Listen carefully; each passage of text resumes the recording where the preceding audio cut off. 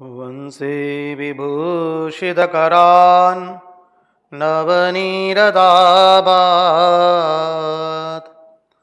पीताम्बरात् अरुणबिम्बफलादरुष्ठात् पूर्णेन्दुसुन्दरमुखात् अरविन्दनेत्रात्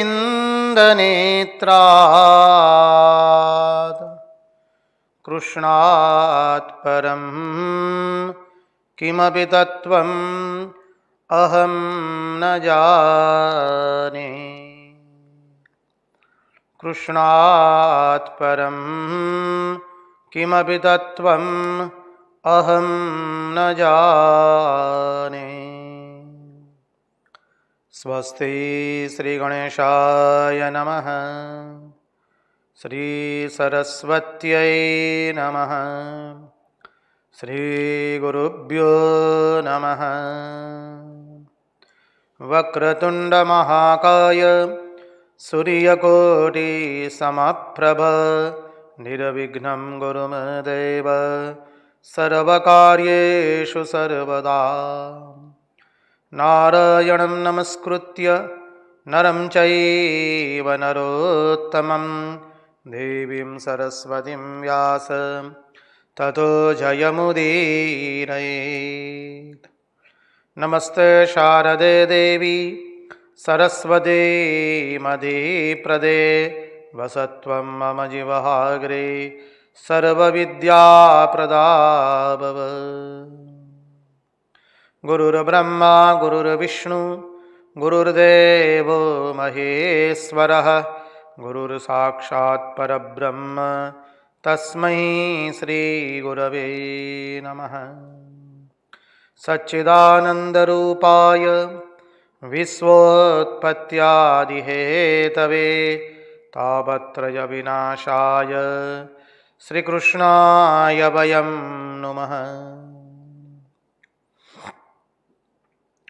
ॐ नमः परमहंसास्वादित चरणकमलचिन्मकरन्दाय भक्तजनमानसनिवासाय श्रीरामचन्द्राय विश्वसर्गविसर्गादि नवलक्षणलक्षितं श्रीकृष्णाख्यं वरं धाम जगद्धाम नमामदद।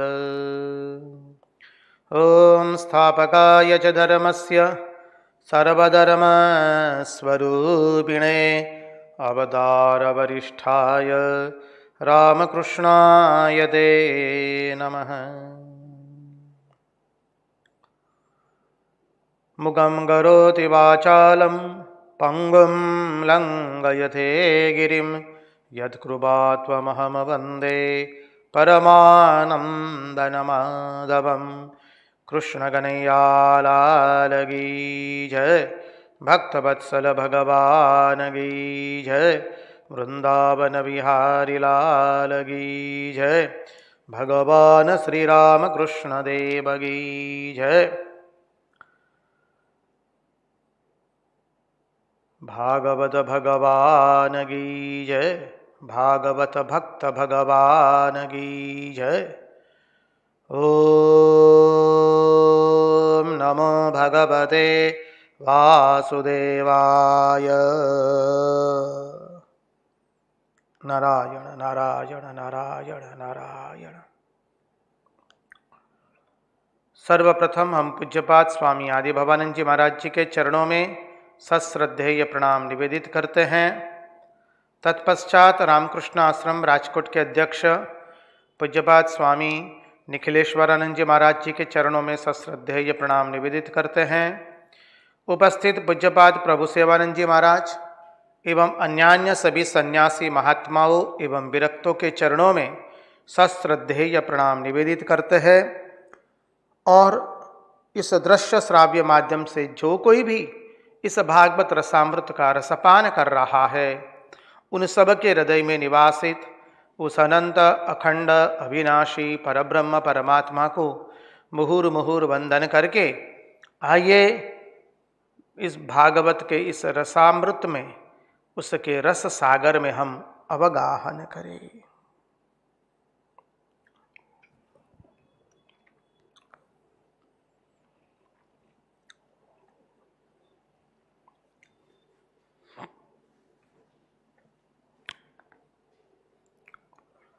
योऽन्तः प्रविश्य मम वाचमिमां प्रसुप्ताम् सञ्जीवयत्नखिलशक्तिधरस्वधाम्ना अन्यांश्च हस्तचरणश्रवणत्वगादीन् प्राणान्नमो भगवते पुरुषाय तुभ्यम्।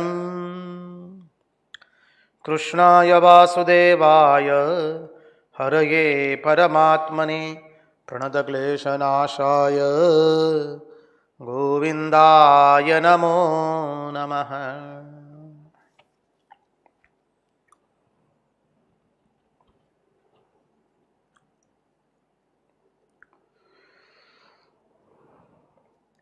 तो आइए हम सब लोग परमहंस शिरोमणि भगवान शुकदेव जी महाराज के चरण कमलों का आश्रय लेकर के भागवत के एकादश स्कंद के 7वें अध्याय में प्रवेश करें। भागवत का 7वां अध्याय यहाँ से उद्धव गीता, अवधूत गीता, उद्धव गीता के अंतर्गत आती है। यह अद्भुत तत्व यहां से शुरू होता है। कल हमने देखा था उद्धव जी भगवान के पास आए और गदगद होकर कहने लगे, प्रभु मैं आपके बिना एक पल भी नहीं रह सकता हूं, एक क्षण भी नहीं रह सकता हूं। और साथ साथ में कहते हैं कि हम आपके लीला कथा का चिंतन करेंगे, आपके चरित्रों का गान करूंगा, इत्यादि इत्यादि। उद्धव जी दो बात कहते हैं, मैं आपके बिना एक क्षण भी नहीं रह सकता हूं, एक बात यह हुई। और दूसरी बात कहते हैं कि हम आपके चरित्रों का गान करेंगे, आपकी अनुपस्थिति में आपकी लीला कथा श्रवण करेंगे, आपकी रूप माधुरी का वर्णन करते रहेंगे। तो उद्धव जी के मन में ये दो भाव क्यों प्रकट हुए, बहुत सुंदर उसका निराकरण करते हैं महात्मा लोग 7वें अध्याय में। आइए तो देखें। एकांत में जब श्री कृष्ण और उद्धव बैठे हैं, तब उद्धव जी ने भगवान के सामने अपने हृदय का भाव प्रकट कर दिया। उद्धव जी को प्रेम की शिक्षा प्राप्त करवाने के लिए भगवान ने उनको श्रीधाम वृंदावन में भेजा था। अब उद्धव जी को ज्ञान का उत्कृष्ट अनुभव प्राप्त करवाने के लिए, वैराग्य का परम उत्कृष्ट अनुभव प्राप्त करवाने के लिए भगवान उनको हिमालय में बद्रिकाश्रम भेजना चाहते हैं। आप कहेंगे महाराज पहले से तो उनमें ज्ञान था ही, बृहस्पति के शिष्य है, कोई सामान्य गुरु के शिष्य नहीं है, बृहस्पति के शिष्य है। ज्ञान अर्थात यहां पर विज्ञानी के रूप में भी ले सकते हैं, सर्वोत्कृष्ट परम ज्ञान उसके अर्थ में भी ले सकते हैं। एक तरह से तो विज्ञानी भी वह है।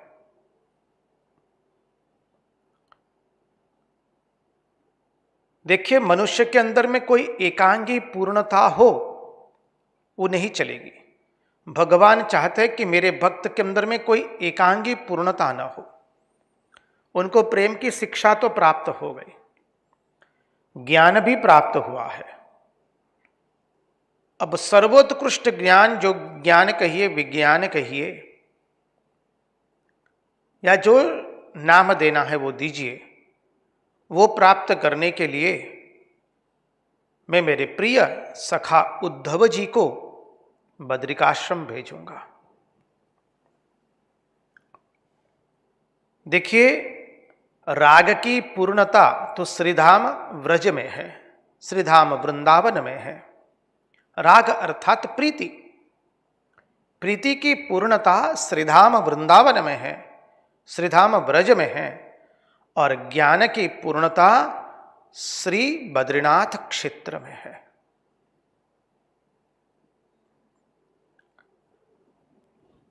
प्रेम की पूर्णता तो व्रज में हो गई, अब ज्ञान की पूर्णता के लिए भगवान उन्हें बद्रिकाश्रम भेजते हैं। भगवान चाहते नहीं कि हमारे भक्त में किसी भी प्रकार की न्यूनता रहे। उस न्यूनता को दूर करने के लिए भगवान एक अद्भुत लीला करते हैं। प्रेम की न्यूनता न रहे उद्धव जी में, इसलिए उनको श्रीधाम वृंदावन भेजे। ओ हमने भ्रमर गीत में और उद्धव ब्रज गमन में 10वें स्कंद के अंतर्गत उसका दर्शन किया। अब भगवान उद्धव जी को बद्रिकाश्रम भेजेंगे ज्ञान की पूर्णता प्राप्त करने के लिए। उसके पहले भगवान एवं उद्धव जी का अद्भुत संवाद होता है। वही संवाद उद्धव श्री कृष्ण उद्धव संवाद के रूप में, उद्धव गीता के रूप में हमारे सामने आया है। भगवान ने एक ऐसी लीला रची है कि उद्धव जी कह रहे थे कि हम तुम्हें छोड़ करके प्रभु, हम आपको छोड़ करके एक क्षण भी रह सकते नहीं हैं। और दूसरी ओर कहने लगे कि प्रभु आपकी अनुपस्थिति में हम आपके गुणानुवाद करेंगे, आपका लीला गुणानुवाद करेंगे, आपकी लीलाओं का वर्णन करेंगे, आपके चरित्र का वर्णन करेंगे। इस तरह से हम हमारे समय को भरेंगे। अब भगवान विचार करते हैं कि उद्धव जी के मन में थोड़ा थोड़ा कहीं ना कहीं यहां रहने का भाव है। अब वो भाव भी भगवान ने ही रखा है उद्धव जी में, क्योंकि उद्धव जी तो पूर्ण ज्ञानी है, उनमें भाव अभाव की बात नहीं है। भगवान उद्धव जी को क्यों रखते हैं?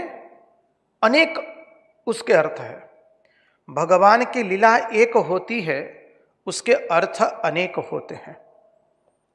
भगवान उद्धव जी को रख करके ये बताना चाहते हैं कि देखो, मैं चाहूं तो शाप को काट सकता हूं।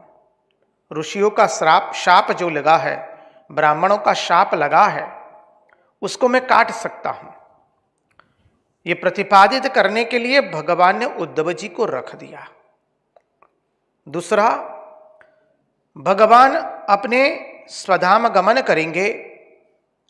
जब स्वधाम गमन करेंगे, उसके पश्चात भगवान का जो अद्भुत संदेश है, भगवान का यह अद्भुत ज्ञान जो है, जो श्री कृष्ण उद्धव संवाद के रूप में प्रकट होने वाला है, उसको जगत को कौन कहेगा? इसलिए भगवान ने उद्धव जी को रख दिया है।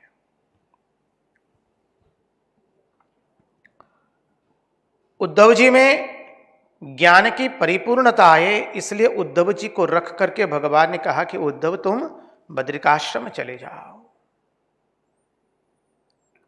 भगवान ने सोचा कि हमारे स्वधाम गमन के पश्चात हमारे कीर्ति का विस्तार कौन करेगा, हमारे सिद्धांत का विस्तार कौन करेगा, हमारे उपदेशों का विस्तार कौन करेगा। इसलिए भगवान ने उद्धव जी को रख दिया, क्योंकि उद्धव से दूसरा कोई भी उपयुक्त व्यक्ति उसके लिए नहीं है।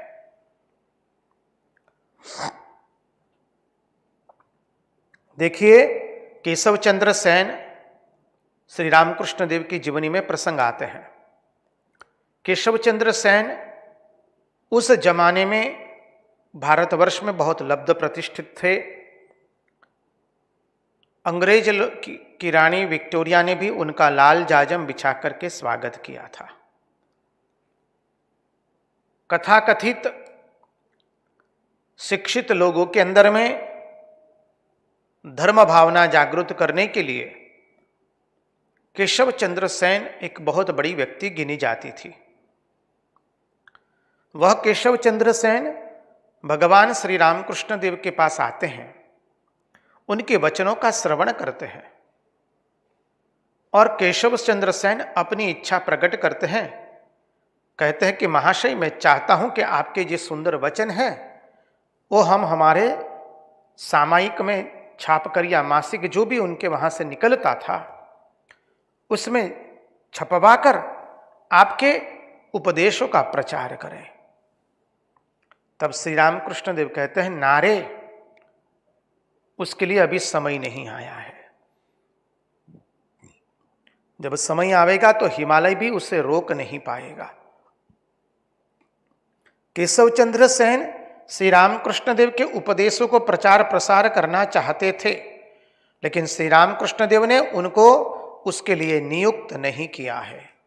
उसके लिए नियुक्त तो थे स्वामी विवेकानंद, महेंद्रनाथ गुप्त, श्री रामकृष्ण देव के अंतरंग सन्यासी शिष्य और उनके लीला सहचर अन्यान्य भक्त, प्रमुखतः स्वामी विवेकानंद। तो देखिए, यहां पर भी भगवान ने सोचा कि उद्धव जी से अधिक योग्य व्यक्ति भगवान के उपदेशों को प्रचार प्रसारित करने के लिए जगत में और कोई नहीं है।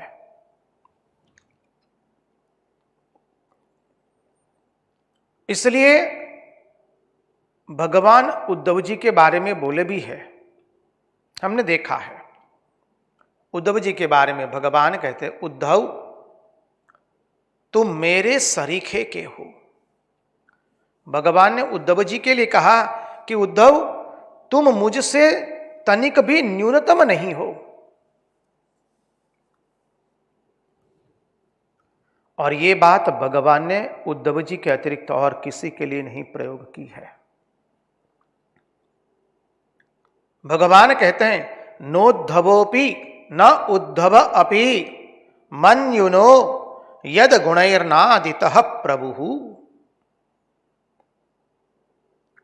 नोद्धवोपि मन्युनो यद गुणैर्नादितः प्रभुः। उद्धव जी मुझसे किंचित भी न्यून नहीं है। क्योंकि क्या है, यद गुणैर्नादितः प्रभुः, संसार के विषयों ने उनको रौंदा नहीं है, उनको दबाया नहीं है। उनको नाम, यश, कीर्ति, पद, प्रतिष्ठा, ख्याति, विख्याति, संपत्ति, सत्ता,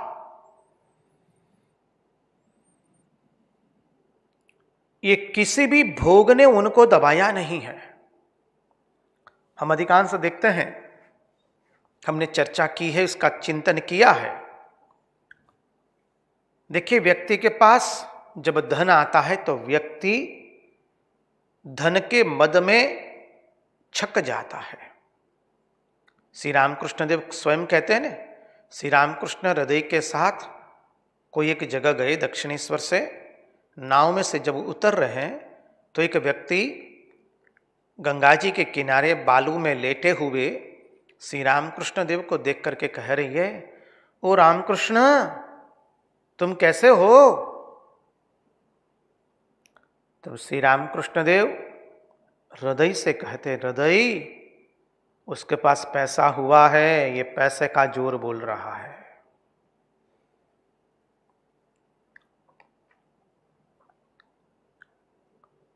तो उद्धव जी के पास संपत्ति, सत्ता, ख्याति, विख्याति, कीर्ति, पद, प्रतिष्ठा, नाम, यश क्या नहीं था, सब कुछ था। लेकिन उद्धव जी को कोई भी विषय रौंद नहीं सका है। मनुष्य कुर्सी पर नहीं बैठता है, कुर्सी मनुष्य के ऊपर बैठती है।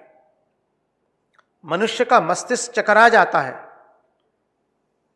अधिकांश मनुष्यों के जीवन में देखा है कि कुर्सी मनुष्य के ऊपर बैठती है, मनुष्य कुर्सी पर नहीं बैठता है। यद गुणैर्नादितः प्रभुः, ईश्वर तो वही है जिसको इस संसार के विषय रौंदे नहीं। संसार को अपने काबू में रखे, विषय को अपने काबू में रखे। विषय आते हैं और चले जाते हैं। विषय का जन्म होता है, मरते हैं, बढ़ते हैं, कम होते हैं, खट्टे लगते हैं, मीठे लगते हैं, कड़वे लगते हैं, कभी भासते हैं और कभी भासते भी नहीं है। ये विषयों की स्थिति है। खट्टे लगते हैं, मीठे लगते हैं, कड़वे लगते हैं, कभी उनका जन्म होता है, बड़े होते, ज्यादा होते हैं और अंत में उसका नाश भी होता है। हमें जगत में जो कुछ मिला आज तक, जो भी विषय मिला, देखिए वो विषय क्या हमारे साथ रह पाया है? पद मिला था, वो पद भी चला गया। कीर्ति मिली थी, कीर्ति भी चली जाएगी, चली गई है या चली जाएगी। प्रतिष्ठा मिली है, वो भी चली जाएगी। जिस विद्यालय में हमने अभ्यास किया उस विद्यालय में जाएंगे तो कहते हैं ये हमारे भूतपूर्व छात्र है। जिस महाविद्यालय में हम पढ़े वहां जाएंगे तो कहेंगे ये हमारे भूतपूर्व विद्यार्थी है। विद्यालय में जहां पढ़े हैं, महाविद्यालय में जहां पढ़े हैं, वहां भी लोग यही कहेंगे। यदि आप अध्यापक है, जिस महाविद्यालय में आपने पढ़ाया होगा, विश्वविद्यालय में पढ़ाया होगा या विद्यालय में पढ़ाया होगा, कुछ साल के बाद जब आप सेवानिवृत्त हो जाएंगे, लोग कहेंगे कि ये यहाँ पढ़ाते थे, हमारे यहाँ के भूतपूर्व शिक्षक है, अध्यापक है, प्राध्यापक है।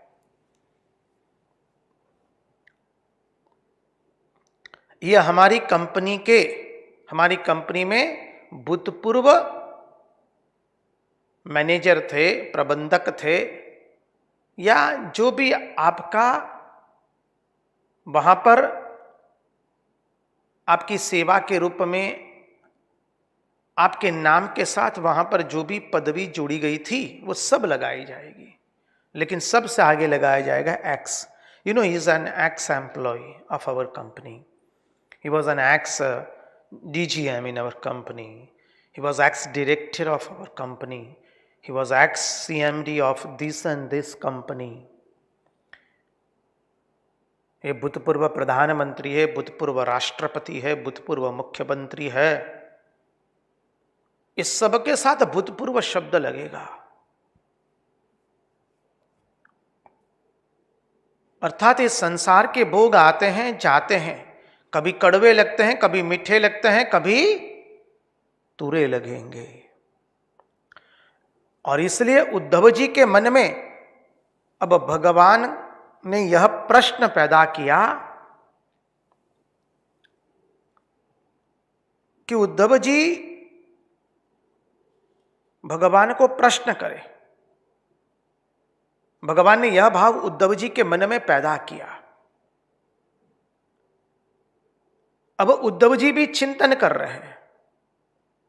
यहां पर विषयों का हम चिंतन कर रहे हैं तो समझ ले, विषय जो है आते जाते हैं, लेकिन हमारे भगवान जो है वो एक रस है, प्रेमार्पण समदर्शन। ईश्वर कभी घटता नहीं, बढ़ता नहीं। ऐसा नहीं कहते एक्स गॉड या एक्स सेंट। संत के आगे कभी एक्स नहीं लगता है। भूतपूर्व संत या भूतपूर्व भगवान ये उपाधि लगती नहीं है। बाकी सबके साथ भूतपूर्व उपाधि लगती है। अब भगवान उद्धव जी के मन के अंदर में प्रश्न जगा रहे हैं, इसलिए उद्धव जी के साथ भगवान बात करते हैं और उद्धव जी को भगवान रख देते हैं ताकि संसार का कल्याण हो। उद्धव गोपियों के प्रेम की लीला और तत्वज्ञान सबके जानकार है, बड़े सदाचारी है, संयमी है, आत्मसंयमी है, इंद्रियों का पूर्ण संयम है, उनका मन उनके वश में है।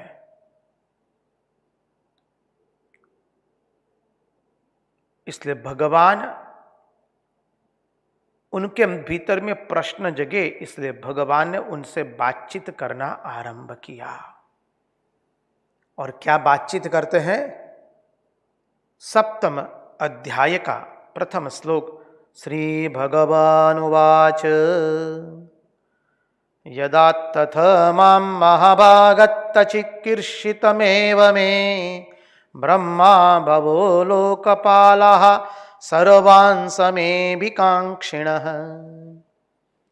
यदात्य मां महाभाग तच्चिकीर्षितमेव मे ब्रह्मा भवो लोकपालः सर्वान् समेभिकाङ्क्षिणः।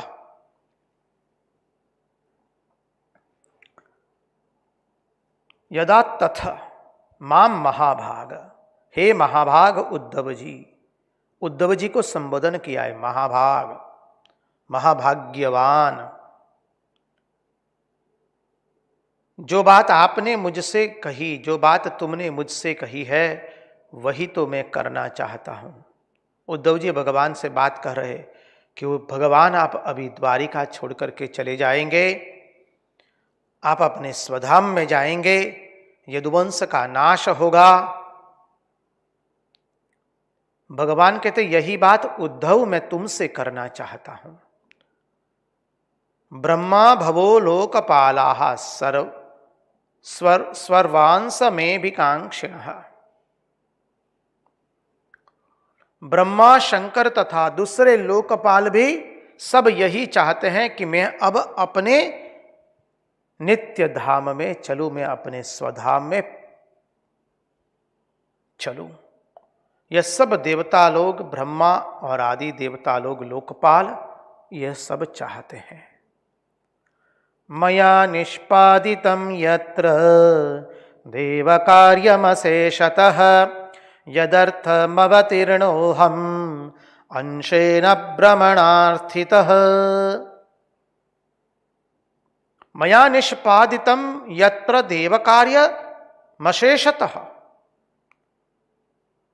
देवताओं ने जिस कार्य के लिए मुझे प्रार्थना की थी और जिस कार्य के लिए मेरा अवतार धारण करना हुआ, इस धरती पर देवताओं का जो भी कार्य था उसको मैंने पूर्ण कर दिया है। उसी के लिए मेरा यह अवतार हुआ था। यदर्थम अवतीर्णोहम अंशेन ब्रह्मणार्थितः। शब्द पर ध्यान दीजिए। यदर्थम अवतीर्णोहम अंशेन। भगवान ने यहां पर कहा यदर्थम अवतीर्णो अहम अंशेन। अहम अंशेन बोले मेरा अंशावतार।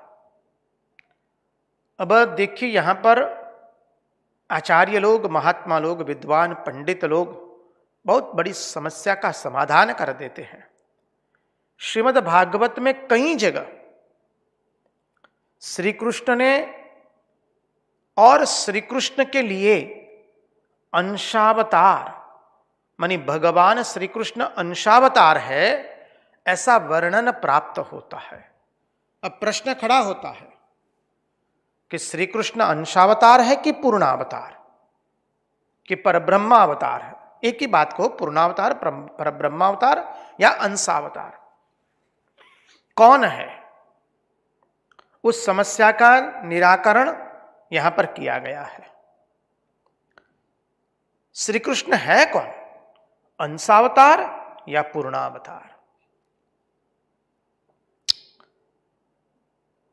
कई जगह भगवान के लिए अंशावतार प्रयोग किया गया है, ऐसा वर्णन आता है भागवत के अंदर में ही।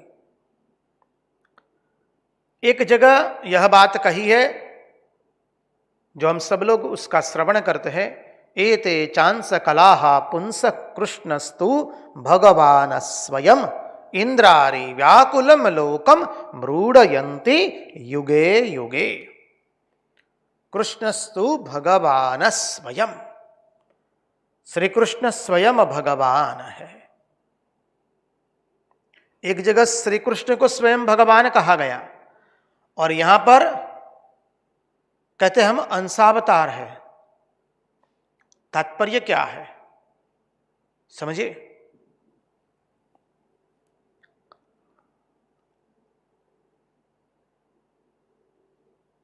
और दूसरे अवतारों के बारे में कहा गया कि वो अंशावतार है, कलावतार है। तो भी मीमांसा की दृष्टि से यदि हम देखते हैं तो वह परिभाषा वचन हो जाता है। एते चांस कलाहा पुंस कृष्णस्तु भगवान स्वयं। वह परिभाषा वचन हो जाता है और बाकी सब गौण हो जाता है। भगवान श्री कृष्ण पूर्णावतार है, अंशावतार नहीं है। तो फिर बोले अंशावतार क्यों बोलते हैं? यहां तो स्वयं भगवान करे, यदर्थम अवतीर्णो हम अंशेन ब्रह्मणार्थितः।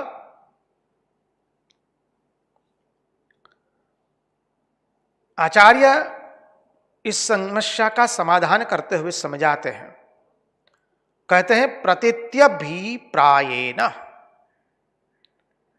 उनकी पूर्णता लोगों को प्रतीत होती नहीं है। माने श्री कृष्ण कौन है? प्रश्न आकर खड़ा है, क्या वो अंशावतार है कि पूर्णावतार है?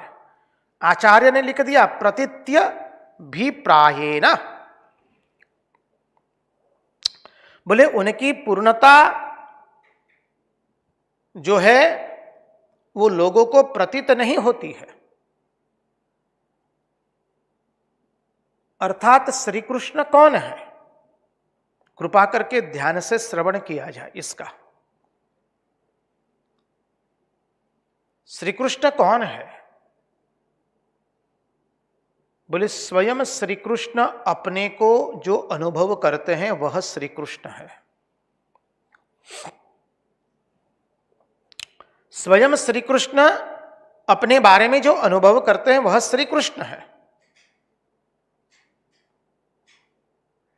श्री कृष्ण वह है, तुम उनको जिस रूप में देखना चाहो वो उस रूप में है, वह श्री कृष्ण है। श्री कृष्ण को आप जिस रूप में देखना चाहे। अब इस चिंतन को हम थोड़ा आगे बढ़ाए, चिंतन के गुणार्थ में प्रवेश करें तो थोड़ा समझिए, हम लोग चिंतन करें कि हमारा सच्चा स्वरूप क्या है, हमारा सच्चा स्वरूप कौन है। तो कहेंगे भाई मैं अपना स्वरूप, मानी मैं अपना सच्चा स्वरूप अनुभव करता हूं। मैं अपना सच्चा स्वरूप जो अनुभव करता हूं वह मेरा सच्चा स्वरूप है। मैं अपने अनुभव में जैसा हूं वैसा हूं। दूसरे लोग मेरे बारे में जो कुछ कहते हैं या देखते हैं वह मेरा स्वरूप नहीं है। हम स्वामी गुणेशानंद है, हम हमारा उदाहरण से देखें तो भाई मैं अपना सच्चा स्वरूप जो अनुभव करता हूं वही मेरा सच्चा स्वरूप है। लोग मेरे बारे में क्या बोलते हैं और क्या देखते हैं वह मेरा स्वरूप नहीं है। कोई कहे ऐसे है, कोई कहे वैसे है, कोई कहे XYZ है, इत्यादि इत्यादि। जो लोग मेरे बारे में बोलते हैं, देखते हैं, वह मेरा सच्चा स्वरूप नहीं है, वह मेरा सही स्वरूप नहीं है। मैं स्वयं के बारे में जो अनुभव करता हूं वह मेरा सच्चा स्वरूप है।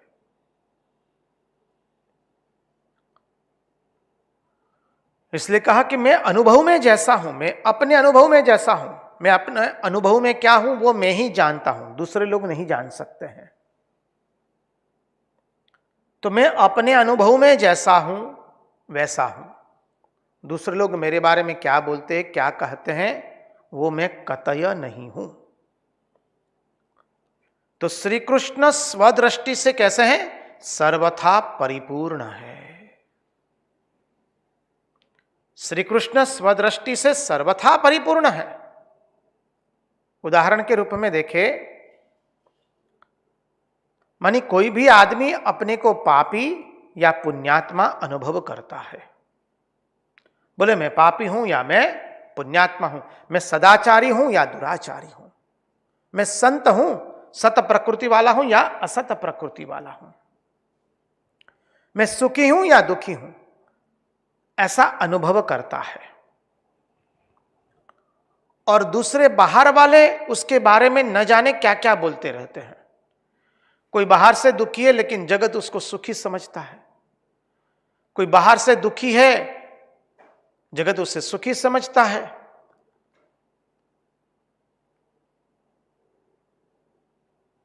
कोई बाहर से सुखी है लेकिन भीतर से दुखी है, तो जगत उसे दुखी समझता है या सुखी समझता है।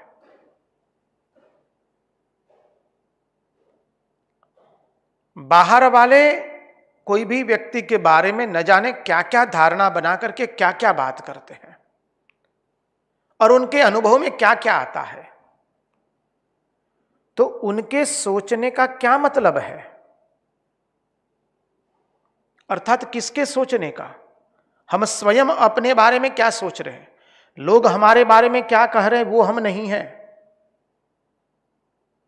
लोग हमारे बारे में कहेंगे, उदाहरण के रूप में कोई किसी के बारे में कह रहा है कि वो बहुत बड़े सम्माननीय है, बहुत अच्छे सदाचारी है, धर्म का पालन करने वाले हैं, बहुत बड़े भक्त है, इत्यादि इत्यादि इत्यादि, बहुत बड़े सन्यासी महात्मा है इत्यादि। लेकिन वह व्यक्ति जानती है भीतर से कि क्या वो सचमुच सही है। हम जो अपने बारे में अनुभव करते हैं वही हम हैं। दूसरे हमको जिस दृष्टि से देखते हैं उस दृष्टि से हम कतई नहीं है। बाहर वाले भगवान के बारे में न जाने क्या क्या अनुभव करते हैं, तो उनके सोचने का क्या मतलब है। तो बोले यही एक मतलब है कि वही जैसा वह अपने को अनुभव करता है, जैसे व्यक्ति अपने को अनुभव करती है वही सत्य है। तो श्री कृष्ण अपने को कौन सा अनुभव करते हैं? श्री कृष्ण स्वयं को परिपूर्ण ब्रह्म का अनुभव करते हैं। इसलिए श्री कृष्ण परिपूर्ण ब्रह्म है, पूर्णावतार है।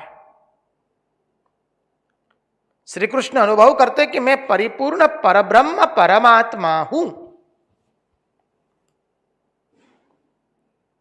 और दूसरे लोग उनको मनुष्य के रूप में देखते हैं, राजा के रूप में देखते हैं। वह देखने वाले का दोष है, ना उनका दोष नहीं है। वह तो देखने वाले का दोष है।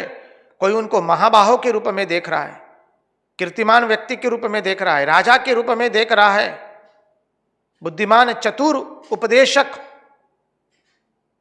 राजदूत के रूप में देख रहा है। वो दूसरे लोगों की तकलीफ है, उनकी तकलीफ नहीं है। दूसरे लोग उनको मनुष्य के रूप में देखते हैं। बोले वो तो देखने वाले का दोष हुआ, वो श्री कृष्ण का दोष नहीं है। श्री कृष्ण स्वयं को परिपूर्ण ब्रह्म के रूप में अनुभव करते हैं, इसलिए श्री कृष्ण परिपूर्ण ब्रह्म है। उदाहरण के रूप में श्री रामकृष्ण देव को दक्षिणेश्वर के जो कर्मचारी गण थे वो कहते थे कि एक पागल ब्राह्मण है, एक पागल पुजारी है। दक्षिणेश्वर विस्तार में जो लोग रहते थे वो लोग भी जानते थे कि ये पागल ब्राह्मण है। कोई कोई उनको संत के रूप में जानते, कोई महात्मा के रूप में जानते हैं, कोई कोई उनको एक विशिष्ट शक्ति वाले के रूप में जानते हैं। अब वो श्री रामकृष्ण देव के बारे में क्या जानते हैं, उससे श्री रामकृष्ण देव की तुलना नहीं की जा सकती है। श्री रामकृष्ण देव स्वयं के बारे में क्या जानते हैं, श्री रामकृष्ण देव स्वयं क्या अनुभव करते हैं, वो है श्री रामकृष्ण देव। संगति लगेगी। श्री रामकृष्ण देव मास्टर महाशय के साथ बातचीत करते कहते हैं, मैं साकारवादियों के साथ साकारवादी हूं, निराकारवादियों के साथ निराकारवादी हूं। मास्टर महाशय कहते हैं, महेंद्रनाथ गुप्त आप अनंत है। श्री रामकृष्ण देव सहास्य कहते हैं, तुम समझ गए हो। श्री रामकृष्ण देव स्वयं को अनंतता का अनुभव कर रहे हैं, स्वयं को अपरिच्छिन्नता में अनुभव कर रहे हैं, स्वयं को परिपूर्ण ब्रह्म के रूप में अनुभव कर रहे हैं। इसलिए वो परिपूर्ण ब्रह्म है, वो अपरिच्छिन्न है और वो अवतार है। इसलिए स्वयं कहते हैं, जो राम थे, जो कृष्ण थे, इस बार रामकृष्ण के रूप में आए हैं। नरेंद्र, वो तुम्हारी वेदांत की दृष्टि से नहीं,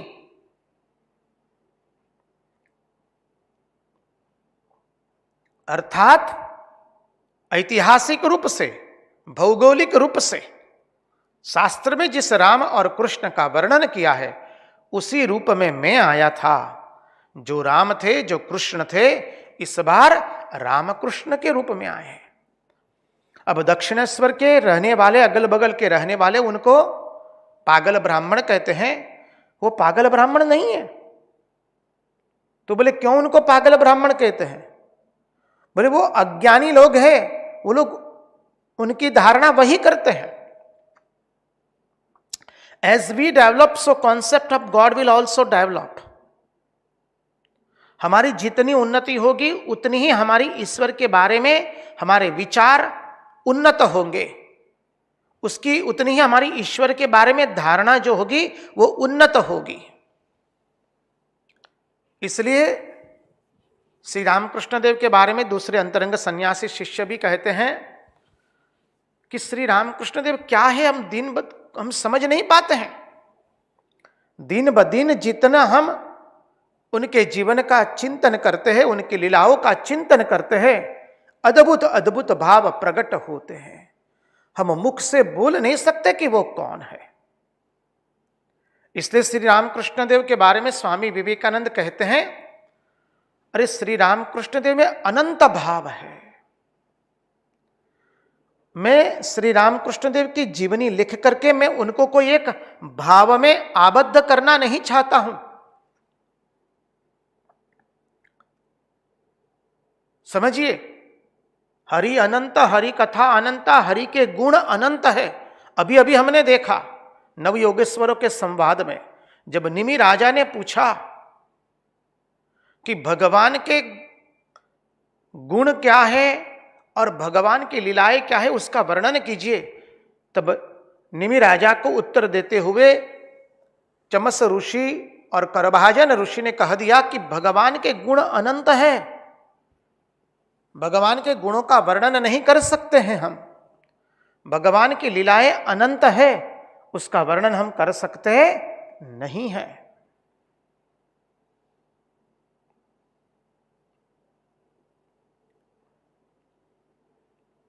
ये अवश्य ध्यान में रखा जाए। इसलिए कहा कि प्रतीत्य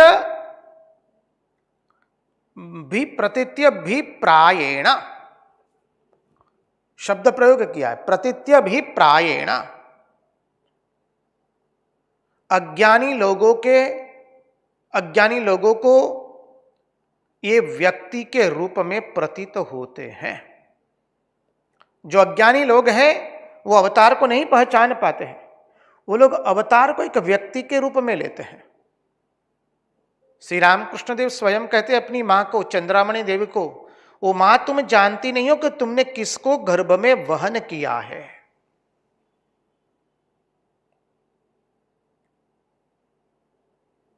अज्ञानी लोग उनको एक व्यक्ति के रूप में जानते हैं। प्रतीत्य भी प्रायेण, यह बात दूसरी है, लेकिन वे है तो परिपूर्ण ब्रह्म, अपरिच्छिन्न है। इसलिए श्रीधर स्वामी इस श्लोक की टीका में उसका भाष्य करते हुए कहते, अंशेन शब्द की व्याख्या की है। श्रीधर स्वामी ने। और क्या कहते हैं, प्रतीत्यभिप्रायेण, अज्ञानी लोगों को तो जैसे वो प्रतीत होते हैं बाहरी रूप से, उनकी दृष्टि से भगवान को वो अंश कहते हैं। वास्तव में वो अंश नहीं है, वो तो परिपूर्ण परब्रह्म है। वह परिपूर्ण पूर्णात्मा है, परिपूर्ण ब्रह्म है। अज्ञानी लोग कोई कोई उसको अंशावतार कहते हैं, उनको कोई कोई संत महापुरुष कहते हैं। संत महापुरुष कहने से वो संत महापुरुष नहीं हो जाते हैं। अब दूसरा चिंतन देखिए, ये एक चिंतन देखा, दूसरा चिंतन है अंशेन बलरामेण च सह। भगवान कहते हैं अंशेन बलरामेण च सह अवतीर्ण। बोले अपने अंश बलराम जी के साथ पैदा हुए हैं और अंशेन ब्रह्मणार्थितः, भगवान के ही जो अंश रूप ब्रह्मा है उनकी प्रार्थना से प्रकट हुए हैं। पहले कहा अंशेन बलरामेण सह च अवतीर्ण, फिर कहा अंशेन ब्रह्मणार्थितः, उन्हीं के अंश ब्रह्मा जी की प्रार्थना से प्रकट हुए।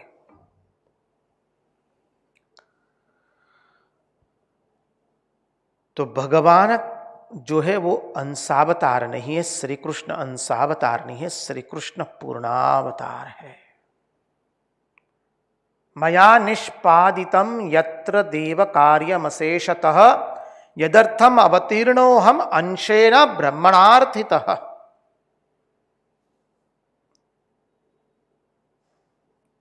अब सिद्धांत की दृष्टि से हम चिंतन करने का प्रयास करें। देखिए, अब उद्धव जी का जो भाव है, भगवान चाहते नहीं कि उद्धव जी कहीं बद जाए। भगवान चाहते नहीं है कि उद्धव जी कोई कुल में बद जाए या कोई देश में बद्ध हो जाए। अब द्वारिका में उद्धव जी की आसक्ति न रह जाए, अर्थात देश में बद न जाए, और वंश में प्रीति न हो जाए।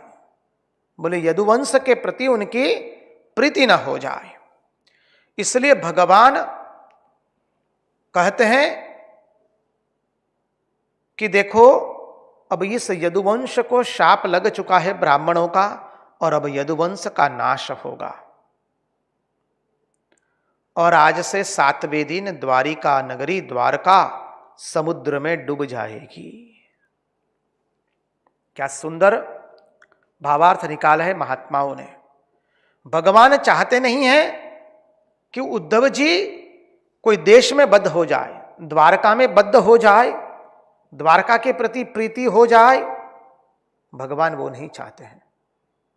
भगवान चाहते नहीं कि उद्धव जी की प्रीति यदुवंश के प्रति हो जाए।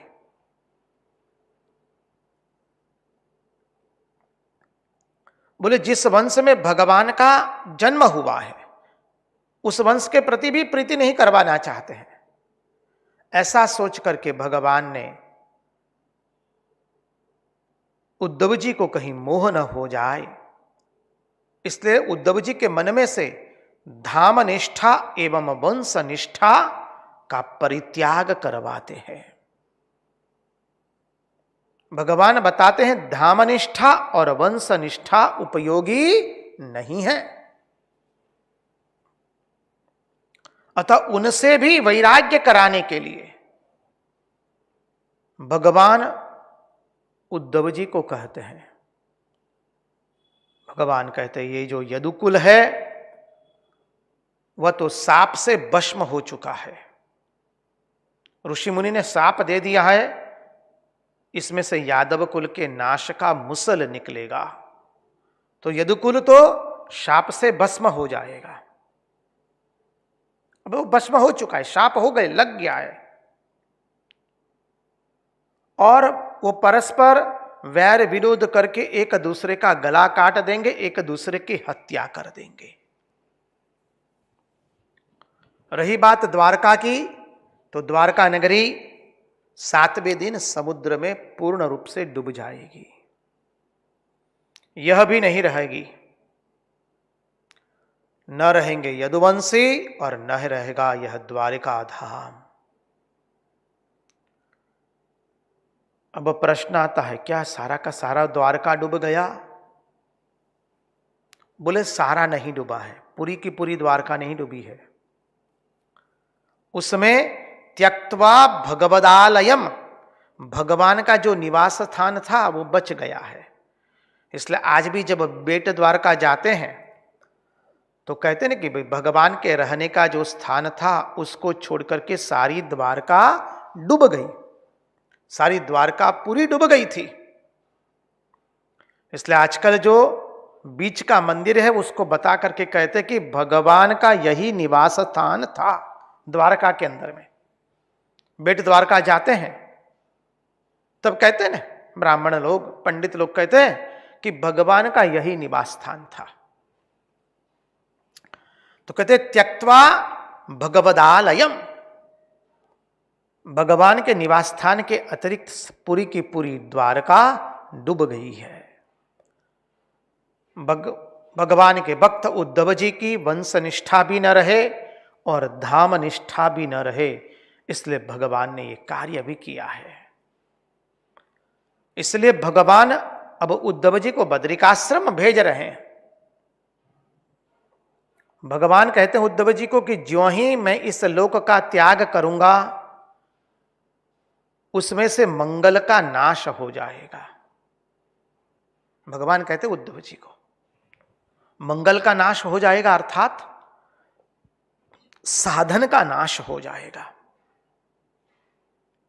अर्थात जिस भगवत भक्ति और तत्वज्ञान का आश्रय लेकर के हम लोग आगे बढ़ते हैं उसका लोप हो जाएगा। जो भगवत भक्ति तत्वज्ञान का आश्रय लेकर के हम जो आगे बढ़ते हैं उसका नाश हो जाएगा। इसलिए भगवान ने कहा कि मेरे चले जाने से ही इसमें मंगल का नाश हो जाएगा, और कहा कि दूसरे कलियुग आकर इसका खूब खूब तिरस्कार करेगा। मंगल का नाश हो जाएगा। जो भक्ति और तत्वज्ञान का आश्रय लेकर के हम लोग आगे बढ़ते हैं वही नष्ट हो जाएगा, उसका लोप हो जाएगा। तत्वज्ञान का भी लोप हो जाएगा, भक्ति का भी लोप हो जाएगा, और कलियुग आकर के इसका खूब खूब तिरस्कार करेगा। इसलिए कहा कलिनापि निराकृतः। बहुत सुंदर सिद्धांत है। कलिनापि निराकृतः माने जैसे किसी के गले में से हाथ डाल करके कुछ निकाल दिया जाए, कुछ गले में हाथ डाल करके निकाल लिया, वैसे ही लोकों में जो लोकत्व है वह निकाल दिया जाएगा। अर्थ समझिए,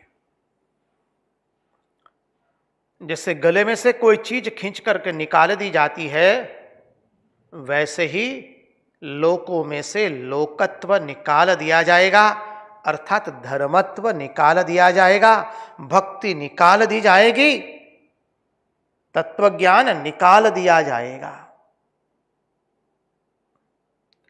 तो बोले अब करना क्या है? जब लोगों के अंदर में से भक्ति निकाल दी जाएगी, तत्वज्ञान निकाल दिया जाएगा, लोकत्व निकाल दिया जाएगा, तो भगवान कहते हैं। इसलिए देखो उद्धव, जब मैं ये धरती छोड़ करके चला जाऊंगा, मेरे स्वधाम गमन करूंगा, तो उद्धव जी तुम यहां मत रहना। बोले प्रभु मैं यहां नहीं रहूंगा द्वारका में? बोले ना। तो बोले मैं कहां रहूंगा, क्यों? भगवान कहते हैं क्योंकि कलयुग में लोगों की रुचि धर्म में नहीं होगी, लोगों की रुचि अधर्म में होगी। धर्मः कम शरणम गतः प्रथम स्कंद में प्रश्न पूछा गया है कि भगवान के स्वधाम गमन करने के पश्चात धर्म किसकी शरण में गया? धर्म कम शरणम गतः। इसलिए भगवान कह रहे हैं उद्धव, जब मैं द्वारका का त्याग करके अपने स्वधाम गमन करूंगा तब तुम यहां मत रहना, तुम इस स्थान को छोड़ करके चला जाना। क्यों? क्योंकि बोले कलयुग में लोगों की रुचि अधर्म में होगी। आगे का तत्वार्थ बहुत सुंदर है। तत्वार्थ देखने से पहले हम महाराज जी से अनुरोध करेंगे, नम्र निवेदन करेंगे कि एक सुंदर भजन का हमें रसास्वाद कराए। तत्पश्चात आगे के तत्वार्थ में हम प्रवेश करेंगे।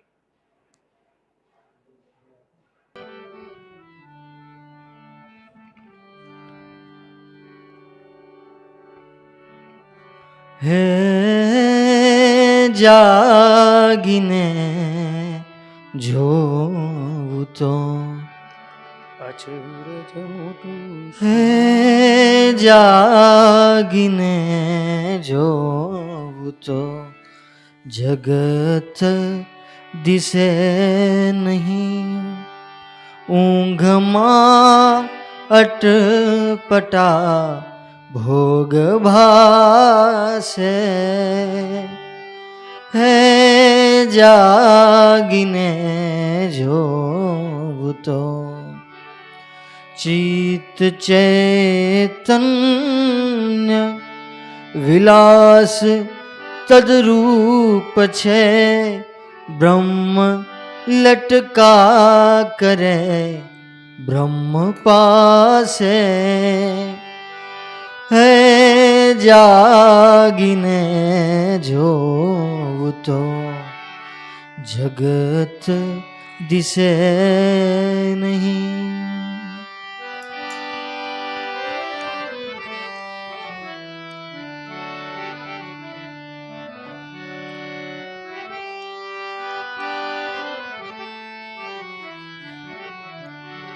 पंच महाभूत परिब्रह्म विषय उपजा, अणु अणु माही रहा रे वळगी,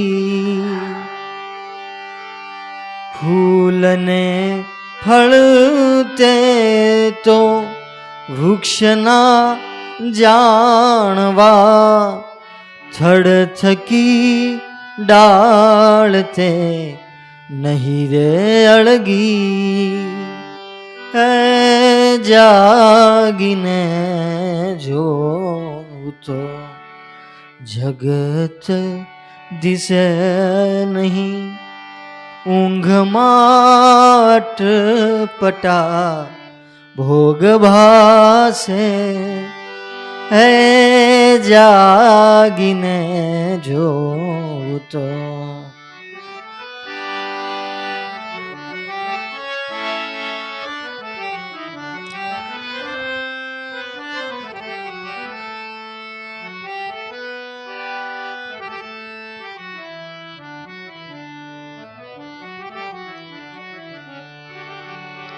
वेद तो एम वदे, श्रुति स्मृति साख दे, कनक कुंडल विषे भेद न होए, घाट घड़िया पछी नाम रूप जूझवा, अंते तो है मनु है मोहे, है जागिने जोतो, जगत दिसे नहीं, ऊंघ माट पटा भोग भासे, है जागिने जोतो।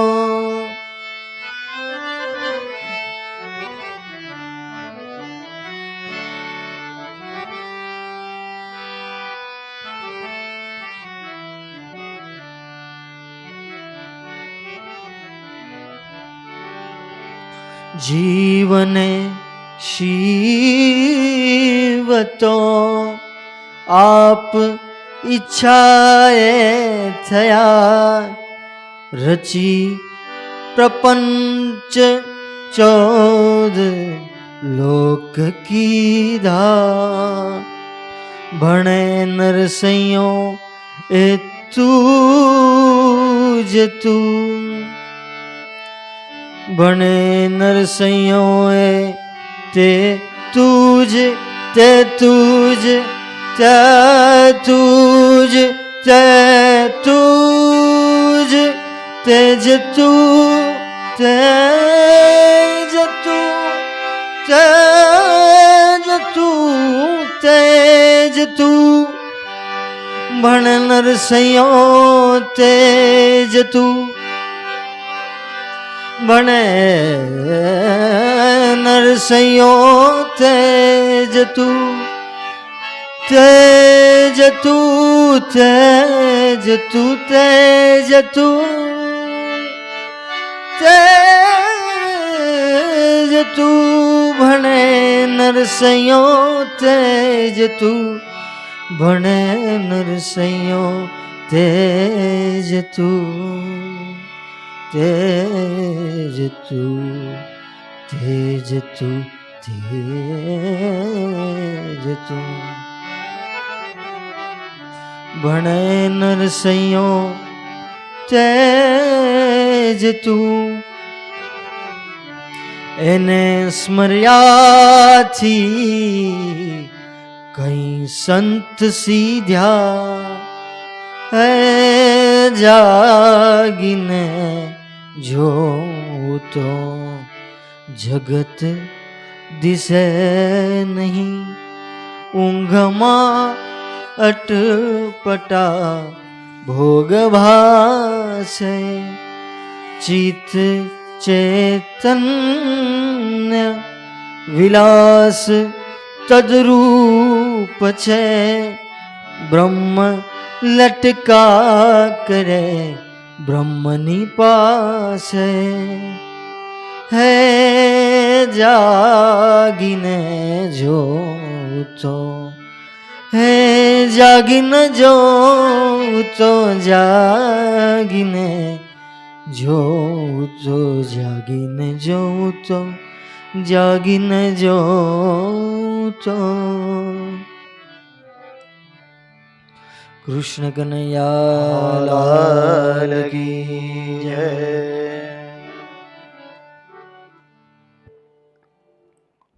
भगवान उद्धव जी को कहते हैं जब मैं मेरे स्वधाम गमन करूंगा उद्धव तब तुम यहां मत रहना। बोले भगवान क्यों? बोले क्योंकि कलियुग में लोगों की रुचि अधर्म में होगी। लोग सोचेंगे ऐसा कोई भी अधर्म बाकी न हो जिसका हम पालन न करें। लोग अधर्म की प्रवृत्ति करने में लोग लालायित होंगे, इच्छुक होंगे। धर्म से विरुद्ध आचरण करने में वो अपने आप को श्रेष्ठ मानेंगे, अपने आप को बड़ा मानेंगे जब अधर्म का आचरण करेंगे। और वो लोग चाहेंगे कि एक भी अधर्म ऐसा बचे नहीं जिसका हम पालन न करें। एक भी अधर्म छोड़ना नहीं है, सब अधर्म हम पालन करेंगे। और जो जितना अधर्म ज्यादा करेगा वो उतना अपने आप को बड़ा गिनेगा। तो कहते हैं कोई ऐसा अधर्म बाकी न रहे जो मुझसे किए बिना रह जाए। लोगों की रुचि ज्यादा इसी में ही होगी। अब इसका बहुत सुंदर तात्पर्य है। अभिप्राय क्या है समझिए। हम सब लोग श्रवण करते हैं अभिप्राय का। देखिए जब भगवान हमारे हृदय में रहते हैं, जब भगवान का स्मरण हमारे हृदय में रहता है तो धर्म स्वयं आकर के मनुष्य की सेवा करता है।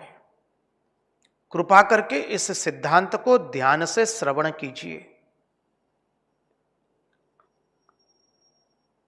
हृदय में जब भगवान का स्मरण रहता है, कैसा स्मरण?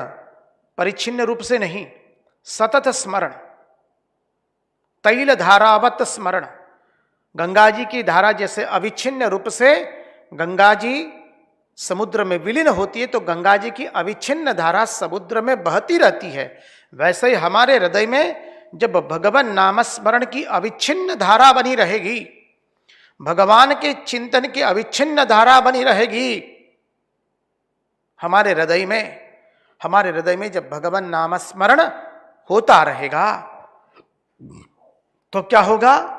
तो धर्म स्वयं आकर के मनुष्य की सेवा करता है। धर्म आकर के मनुष्य की सेवा करता है। अब द्वितीय बात, बोले जब हृदय में भगवान नहीं रहते हैं, हमारे हृदय में भगवान नहीं है, हम दूसरे की बात नहीं करते हैं, हम हमारे स्वयं की बात करें। हमारे हृदय में अभी भगवान नहीं है, हमारे हृदय में भगवान नहीं रहते हैं, तो क्या होता है? धर्म में तो रुचि रहती है, तो क्या होता? धर्म में रुचि है, हृदय में भगवान नहीं रहते हैं, पर धर्म में रुचि है, तो धर्म करना पड़ता है। हम सबको धर्म का अनुसरण करना पड़ता है, चूंकि हृदय में भगवान नहीं है, पर धर्म में रुचि रहती है, इसलिए हम लोगों को धर्म करना पड़ता है। अब तृतीय सिद्धांत, हृदय में भगवान भी न हो, भगवान का स्मरण भी न हो, और धर्म में रुचि भी न हो, तो क्या होगा? तो बोले अधर्म की ओर बड़े वेग से हमारी गति हो जाती है। हृदय में भगवान भी नहीं है, धर्म में रुचि भी नहीं है, तो अधर्म की ओर बड़ी तीव्र वेग से हम लोगों की रुचि हो जाती है। और मनुष्य जब एक बार भ्रष्ट हो गया, बस तब उसके लिए दूसरा कोई सहारा रहता नहीं है। जब मनुष्य एक बार अपने पथ पर से गिर गया, अपने पद से, अपनी स्थिति से च्युत हो गया, एक बार वो भ्रष्ट हो गया, एक बार सदाचार का पालन तोड़ दिया,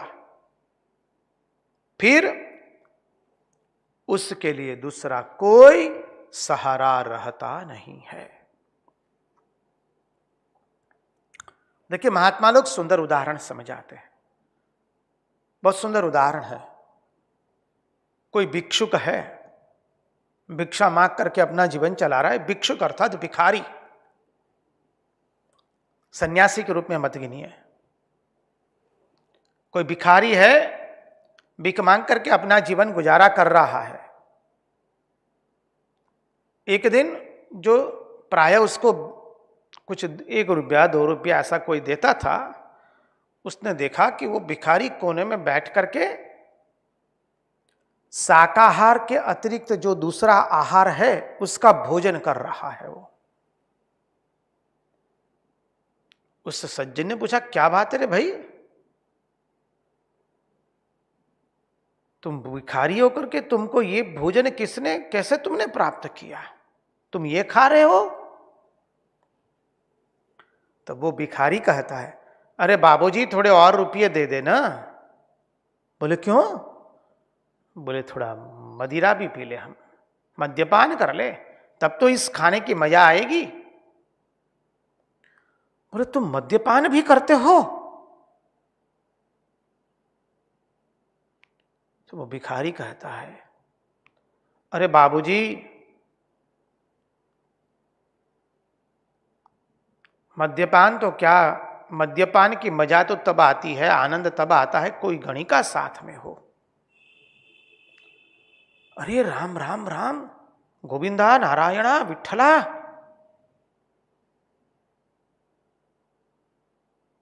अब उसे प्राप्त करने के लिए तो तुम्हें अर्थ की आवश्यकता रहती है। तुम अर्थ कहां से लाते हो? अरे बोले चोरी करता हूं, डकैती डालता हूं, लूटता हूं लोगों को। अरे राम राम राम, गोविंदा नारायणा विठ्ठला,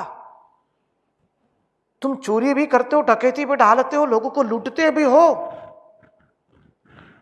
बोले भाई साहब, जब एक बार मैं अपनी स्थिति से च्युत हो गया हूं, एक बार भ्रष्ट हो गया, तो फिर अब भ्रष्ट होने में बचा क्या बाकी? फिर दूसरा मैं छोड़ूं क्यों? जब एक बार मैं अपने पथ पर से भ्रष्ट हो गया, भ्रष्ट के लिए और दूसरा रास्ता क्या बचा है? एक बार भ्रष्ट हुए और भ्रष्ट हुए और भ्रष्ट हुए और नीचे और नीचे। जैसे गेंद को हम छोड़ दे तो गेंद क्या करती है? धीरे धीरे धीरे नीचे की ओर गति करती है और आखिरी में अंतिम तक चली जाती है।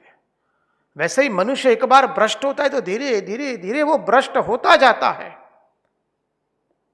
उसके लिए और दूसरा रास्ता ही क्या है? बोले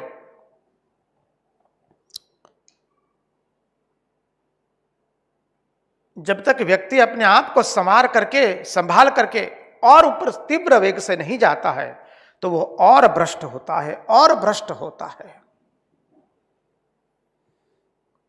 इसलिए कहा कि मनुष्य जब एक बार अपने स्थान को छोड़ देता है, अपने स्थान से वो जब एक बार गिर जाता है, तब उसके लिए कोई जगह बाकी रहती नहीं है। तब कहीं कोई जगह नहीं मिलती है उसको। जब वो एक बार अपने स्थान से भ्रष्ट हो गया, अपने जगह को उसने छोड़ दिया, अपनी जगह से जब वो एक बार गिर गया, फिर कोई स्थान बचता नहीं है। देखिए, आदमी का कपड़ा यदि मैला हो गया, फिर वो कहीं पर भी बैठ लेता है। वो कहता है ना, अरे भाई बैठो ना, क्या है, कपड़े तो अभी गंदे ही है ना जी। फिर आप यहां बैठिए, ये साफ सुथरा है, ये नहीं है, ये सब देखने की क्या जरूरत है? बोले बैठो ना। ठीक है, यही होता है। इसी प्रकार जब मनुष्य दुराचारी हो जाता है और फिर अपने को संभालता नहीं है, मनुष्य एक बार दुराचारी हो जाता है तो चाहे जो भी दुराचार करो, वो कोई भी दुराचार कर लेता है। फिर हम सब लोग अपने स्वानुभव से जानते हैं, जब हम साधना पथ में एक बार ढीले पड़ जाते हैं, फिर वो ढीलापन ऐसा आता है कि फिर साधना में अग्रसर हो ही नहीं पाते हैं। जब तक महात्मा लोग हमको डांटे नहीं, जब भक्त लोग, साधु लोग, विरक्त लोग, महात्मा लोग हमें पुनः प्रेरणा दे करके ऊपर की ओर न ले जाए। इसलिए स्वामी जी पुनः पुनः कहते, क्लैब्यम मास्म गम पार्थ नैतत्वयुपपद्यते क्षुद्रम हृदय दौर्बल्यम त्यक्तो तिष्ठ परंतप। हमें हमारी हृदय की दुर्बलता को त्याग करके उस दुराचार से हमें बाहर आना पड़ेगा, तभी हम अग्रसर हो पाएंगे। नहीं तो एक बार यदि दुराचारी बन गए तो फिर दूसरा कोई दुराचार बाकी नहीं रहेगा करने में। ये हम सब लोगों ने जीवन में, संसार में देखा है, अपने स्वानुभव से भी हमने सीखा है। इसलिए स्वामी विवेकानंद कहते हैं ना, हम तो हमारी गलतियों से सीखते हैं। हमने गलती की तो हमारा क्या परिणाम हुआ, और इसलिए एक बार दुराचार किया और उससे वहां से उबरे नहीं, वहां से सुधरे नहीं, उसका हमने शोधन नहीं किया, तो फिर उस दुराचार करते ही जाएंगे, करते ही जाएंगे। इसलिए कहा कि देखो, जब मनुष्य दुराचारी हो जाता है तो चाहे जो भी दुराचार कर लेता है, वो कुछ बाकी नहीं रखता है। वो भिखारी की तरह ऐसा भोजन कर रहा है। व्यक्ति ने पूछा, ऐसा भोजन करते हो? अरे बोले मद्यपान भी करेंगे, थोड़ा बाबूजी पैसा दे दीजिए ना। अरे गजब है। फिर कहां से कहां वो गया। तो जब जीवन में दुराचार आया, जब हम हमारे स्थान से गिर गए, हमारी अवनति हुई, तो फिर ऐसा कोई स्थान बचता नहीं है। हम सब भ्रष्ट के रूप में सब दुराचार को करना शुरू कर देते हैं। अब यहां से भगवान का उद्धव जी को ज्ञानोपदेश शुरू होता है। भगवान कहते हैं, त्वं तो सर्वं परित्यज्य स्नेहं स्वजन बंधुषु मय्यावेश्य मनः सम्यक् समदृक् विवस्वगं गाम समदृक् विवरस्वगाम।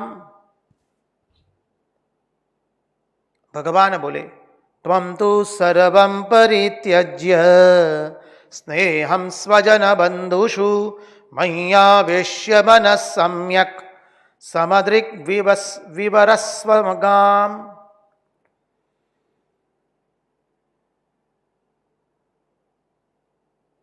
त्वं तु सर्वं परित्यज्य स्नेहं स्वजन बंधुषु।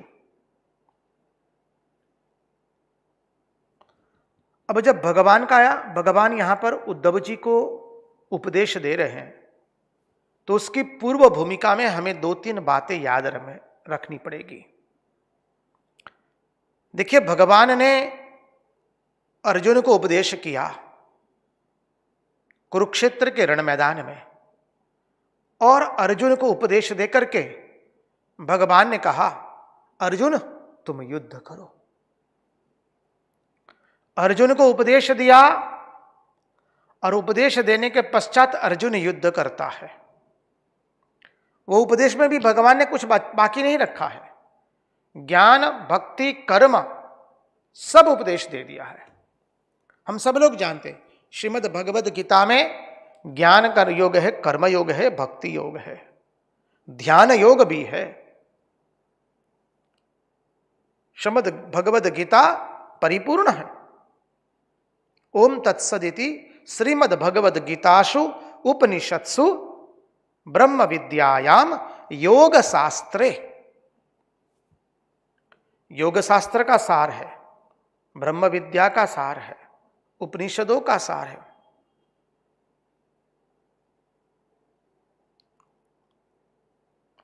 अब अर्जुन को उपदेश दिया तो अर्जुन ने युद्ध किया। उपदेशक एक ही है, उपदेश ग्रहण करने वाले भिन्न भिन्न है। एक जगह कुरुक्षेत्र के रण मैदान में अर्जुन है, वो कैसा है? युवान है, वो जिंदा रहने वाला है और युद्ध भूमि में खड़ा है, क्षत्रिय है। उसे मालूम है कि उसको बहुत काम करना है, भगवान भी जानते हैं। ये हो गई अर्जुन की बात। यहां पर देखिए, उपदेशक वही श्री कृष्ण है, लेकिन उपदेश श्रवण करने वाले उद्धव जी है। पात्र भेद है श्रवण करने वालों में। उद्धव जी को ऐसा उपदेश दिया कि उद्धव जी बद्रिकाश्रम चले गए। अब उद्धव जी को ज्ञान में परिपूर्णता प्राप्त करवा रहे हैं। दूसरी दृष्टि से देखें तो भागवत का उपदेश परीक्षित को करना है। भगवान परमहंस शिरोमणि भगवान सुखदेव जी भागवत का उपदेश कर रहे हैं परीक्षित को, जिसकी मृत्यु अब एक दिन के बाद अधिक से अधिक होने वाली है, या कुछ घंटों के बाद ही होने वाली है। पात्र भेद है। गीता के उपदेश श्री कृष्ण की रहनी अलग है और सुखदेव जी की रहनी भी अलग है। अर्जुन लड़ाई करने के लिए तैयार है। जब वो मोह से ग्रसित होता है तब भगवान उसे उपदेश देते हैं। यहां उद्धव जी कोई मोह से ग्रसित नहीं हुए हैं। परीक्षित राजपाट का त्याग करके आया है सुखदेव जी के चरणारविंद में।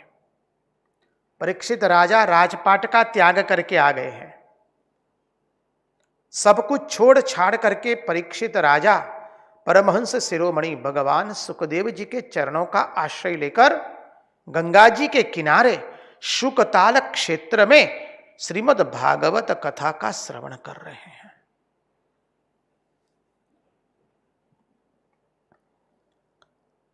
सुखदेव जी और परीक्षित दोनों जानते कि 7वें दिन उनकी मृत्यु निश्चित है। यहां देखें तो उद्धव जी को भगवान उपदेश दे रहे हैं। भगवान भी जानते कि श्री कृष्ण जानते कि उद्धव जी को छोड़कर वो जाने वाले हैं। सुखदेव जी भी परीक्षित को छोड़कर के चले जाएंगे, श्री कृष्ण भी उद्धव जी को छोड़कर के चले जाएंगे। दोनों उपदेशक उपदेश ग्रहण करने वालों को छोड़कर के जाने वाले हैं। परीक्षित राजा स्वधाम गमन की है। परीक्षित राजा की अद्भुत गति हुई है और उद्धव जी बद्रिकाश्रम गमन करते हैं। दोनों पार्श्व भूमिका देखिए आप, गीता के श्रीमद् भगवद गीता एवं उद्धव गीता। पात्र अनुसार, स्थिति अनुसार भगवान श्री कृष्ण उपदेश दे रहे हैं। वही अर्जुन श्री कृष्ण को कहता है कि मैंने गांडीव रख दिया है, मुझे भिक्षा पात्र दे दो, मैं कैसे भी अपनी भिक्षा निर्वाह करके वन में रहूंगा। उसी श्री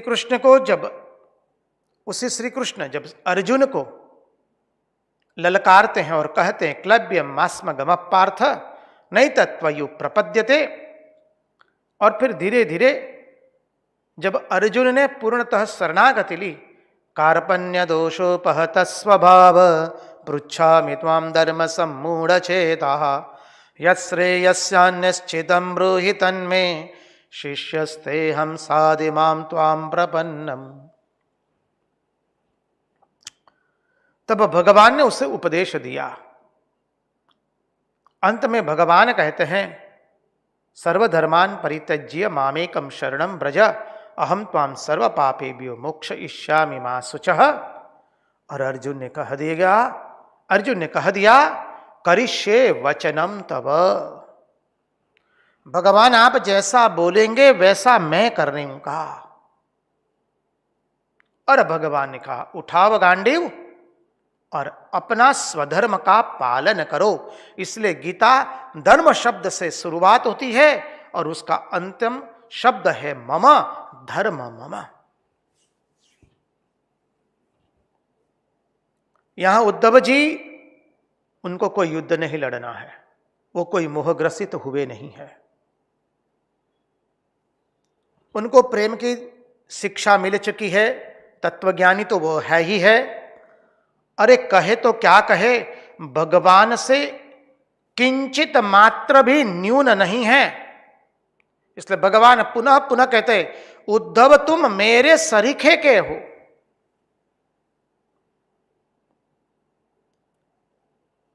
और उद्धव जी को बद्रिकाश्रम भेजते हैं।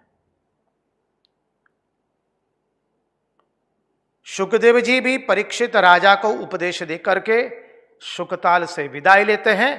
तत्पश्चात परीक्षित राजा अपने आत्म तत्व में स्थित हो चुके सुखदेव जी महाराज के रहते रहते ही फिर तो केवल उनका चोला रहा है। अहम ब्रह्म परम धाम ब्रह्माहम परमं पदम एवं समीक्षन्नात्मानम आत्मन्याधाय निष्कले वदन्ति तत्त्वविदस्तत्त्वं यज्ञानमद्वयं ब्रह्मेति परमात्मेति भगवानिति शब्यते। सर्ववेदांत सारम यद ब्रह्मात्मैकत्व लक्षणम वस्तु द्वितीयं तन्निष्ठम कैवल्यैक प्रयोजनम दशंतम तक्षकम पादे लेलिहानम विशाननेहि।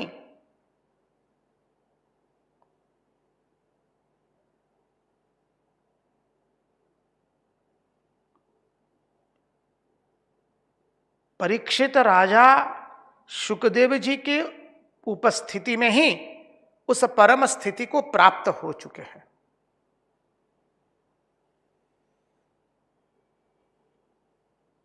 इसलिए कहते हैं दशंतम तक्षकम पादे लेलिहानम विशान नहीं न दृश्यसी शरीरम च विश्वम च पृथगात्मनः। अब मुझ में कोई पृथकत्व नहीं रहा, अपरिच्छिन्नता को प्राप्त कर चुके हैं, उस परम पद को प्राप्त कर चुके हैं, केवल खोला बचा है और उस खोले को आकर तक्षक नाग दंश देता है। परीक्षित राजा को भी वो परम पद की प्राप्ति हो गई। उद्धव जी भी बद्रिकाश्रम चले गए। यहां से उद्धव गीता की शुरुआत हुई है। पात्र भेद है, उस पात्र भेद को ध्यान में रख करके इस उद्धव गीता का श्रवण करना है। अर्थात तात्पर्य क्या है? बोले तात्पर्य है वैराग्यवान श्रीमद् भागवत के उपदेश का अधिकारी है। श्रीमद् भागवत के उपदेश का अधिकारी एक तरह से कौन है? वैसे भागवत ने कहा दिया आप सब लोग आ जाइए यहां पर, जो भी भागवत ग्रंथ सुनेगा वो भगवत पद की प्राप्ति करेगा। शास्त्र की दृष्टि से देखे तो वैराग्यवान पुरुष भागवत का अधिकारी है। परीक्षित राजा सब कुछ छोड़ छाड़ करके शुकदेव जी के चरण में बैठे हैं, वो मुमुक्षु बने हैं। परीक्षित राजा को मालूम है 7वें दिन मेरी मृत्यु होने वाली है। बोले आप मुझे ऐसा कुछ बताइए ताकि 7वें दिन मेरी मुक्ति हो जाए।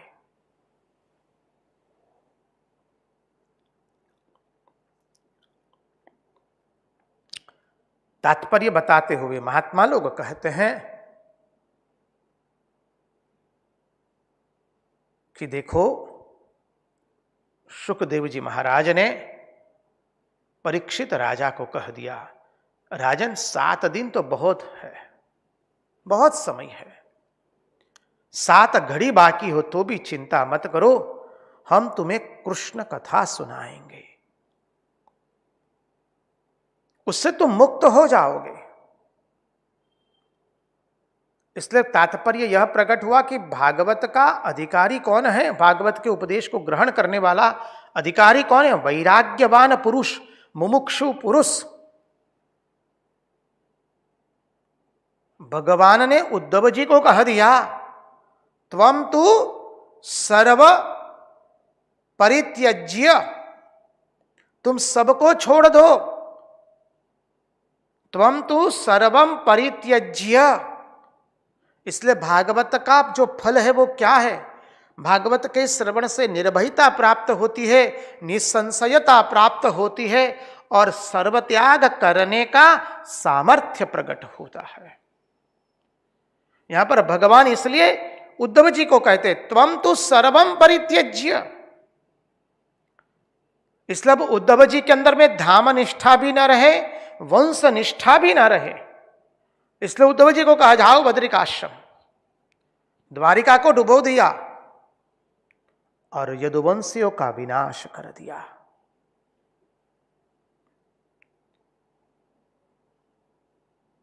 त्वम तुम सर्वम परित्यज्य स्नेहम स्वजन बंधुषु।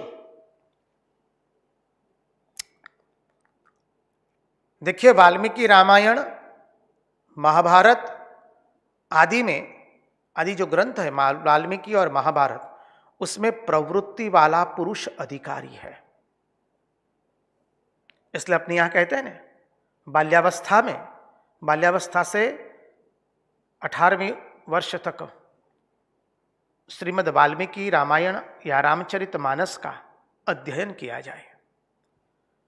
युवावस्था में महाभारत का अध्ययन किया जाए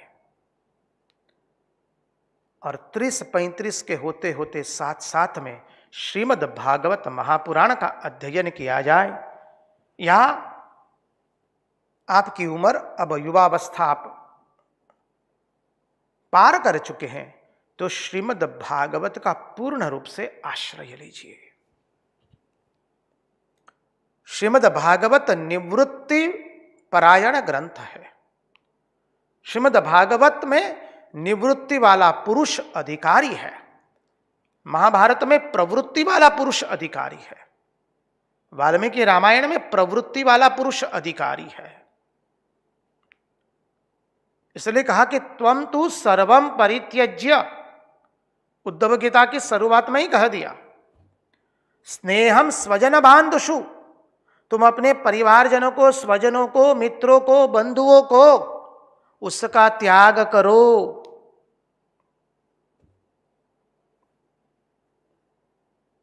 श्री रामकृष्ण कथामृत की शुरुआत भी इसी तरह से होती है। संध्या का लय गायत्री में हुआ, गायत्री का लय ओमकार में हुआ। द्वितीय मुलाकात में मास्टर जब श्री रामकृष्ण देव के पास जाते हैं तो श्री रामकृष्ण देव कहते हैं, अच्छा तुम्हारा ब्याह क्या हुआ है? मास्टर महाशय सहज भाव से कहते हैं, हाँ हुआ है। श्री रामकृष्ण देव घबरा जाते, हाँ तुम्हारा ब्याह हो गया है। मास्टर महाशय को लगा कि जैसे उन्होंने कोई बहुत बड़ा अपराध कर दिया है। धीरे से श्री रामकृष्ण देव पूछते हैं, क्या तुम्हें संतान हो चुके हैं? अब मास्टर महाशय लिखते हैं, अब मास्टर का हृदय धक धक करने लगा। एक अपराधी की माफिक अपने मस्तिष्क को झुका करके कहते हैं, जी हां संतान भी हो चुके हैं। अब तीसरे में देखिए श्री रामकृष्ण देव कहते हैं, कोई बात नहीं, तुम्हारे लक्षण देख करके पता चलता है कि तुम अच्छे, तुम्हारे संस्कार अच्छे हैं। श्री रामकृष्ण देव अब धीरज बांध रहे हैं उनके अंदर में, सर्वत्याग करवा रहे हैं।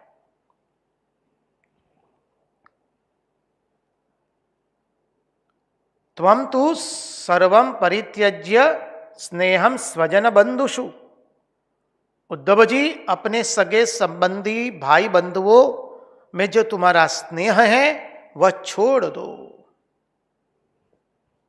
हम स्नेह से बंधे हुए हैं, स्नेह के धागे से, स्नेह की डोरी से स्वजनों के साथ, मित्रों के साथ, संबंधियों के साथ बंधे हुए हैं। दिख रहा? एक बंद कर दे। नारायण नारायण नारायण नारायण।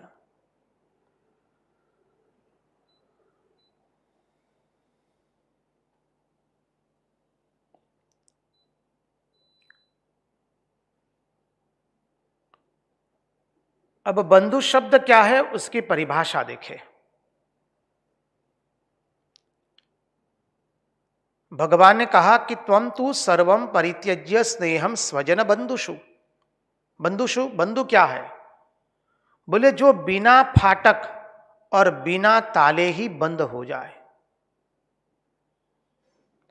जहां बिना फाटक बंद जाए, फाटक नहीं है, और बिना ताले ही हम बंद जाए, उसका नाम बंधु।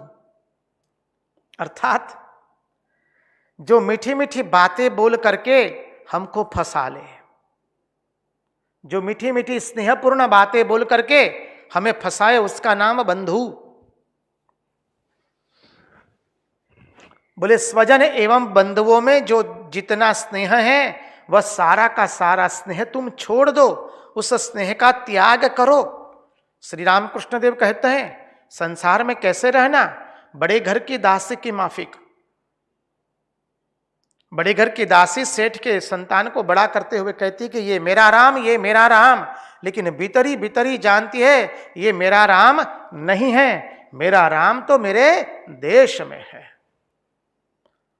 यहां पर उद्धव जी को कहते कि तुम स्वजनों का माया छोड़ो, स्वजनों और बंधुओं में जो तुमने स्नेह रखा है वो सारा का सारा छोड़ दो। बोले ये स्नेह क्या है? चिंतन करें, ये स्नेह क्या है? तो स्नेह वह है एक चिकनाई। कोई चीज यदि आपस में जुटती नहीं है, बंधती नहीं है, तो क्या करते हैं हम लोग? फेविकॉल लगाते हैं, गम लगाते हैं, गुंदर लगाते हैं ना। देखिए खत को चिपकाना है तो गम लगा देते हैं, गुंदर लगा देते हैं जी, लगाते हैं ना। फिर 2 थर्मोकोल से कुछ बना रहे तो थर्मोकोल को चिपकाना है तो गम लगाते हैं, फेविकोल लगाते हैं। तो ये स्नेह क्या है? वो चिकनाहट है, समझिए। चिकनाई, कोई चीज यदि चिपकती ना हो तो चिकनाहट लगाते हैं, और उसमें थोड़ी सी चिकनाई लगा दी जाए तो दोनों चीज चिपक जाती है। तो स्नेह क्या है? स्नेह हृदय को थोड़ा गीला करके उसमें दूसरे को घुसाड़ने वाली चीज जो है वो है स्नेह। हमारे हृदय को थोड़ा गीला करती है अहमता एवं ममता के अंदर में, और दूसरे को उससे चिपका देती है। कहते हैं आपको मालूम नहीं वो हमको कितना मानते हैं, जानते हैं, वो व्यक्ति हमसे कितना स्नेह करता है। बस जहां यह भावना है कि वो व्यक्ति मुझको ज्यादा स्नेह करता है, तो समझिए आप कभी उस व्यक्ति का त्याग नहीं कर पाएंगे। जब तक हमारे में यह भावना कि हम उसको चाहते हैं, हम उसका त्याग कर पाएंगे।